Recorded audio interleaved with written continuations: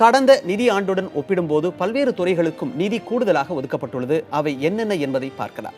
குறிப்பாக சுகாதாரம் மற்றும் மக்கள் நல்வாழ்வுத்துறைக்கு கடந்த நிதியாண்டில் 9,073 கோடியாக இருந்த நிதி ஒதுக்கீடு நடப்பு ஆண்டில் 10,158 அதிகரித்துள்ளது.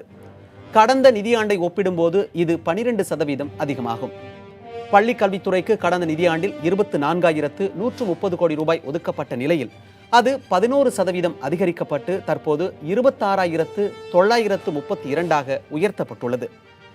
இதேபோல உயர்கல்விக்கான ஒதுக்கீடு 2 கோடி அதிகரித்து 3,680 கோடியாக உயர்த்தப்பட்டுள்ளது. கடந்த ஆண்டு 4,512 கோடியாக இருந்த சமூக நலத்துறைக்கான ஒதுக்கீடு இந்த முறை 6% உயர்த்தப்பட்டு 4,781 கோடியாக அதிகரிக்கப்பட்டுள்ளது. மீன்வளத்துறைக்கான நிதி ஒதுக்கீடு கடந்த ஆண்டு 743 கோடியாக இருந்து நடப்பு ஆண்டில் 768 உயர்த்தப்பட்டுள்ளது. இது 3% அதிகமாகும். மின் மற்றும் எரிசக்தி துறைக்கான நிதி ஒதுக்கீடு கடந்த நிதியாண்டில் 13,856 கோடியில் இருந்து நடப்பாண்டில் 16,998 கோடியாக அதிகரிக்கப்பட்டுள்ளது.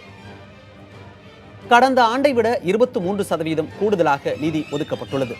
போக்குவரத்து துறைக்கு கடந்த நிதியாண்டில் 1,295 கோடியாக இருந்த நிதி ஒதுக்கீடு இந்த ஆண்டில் 2,192 கோடியாக உயர்த்தப்பட்டுள்ளது. கடந்த ஆண்டை ஒப்பிடும்போது இது 69% அதிகமாகும்.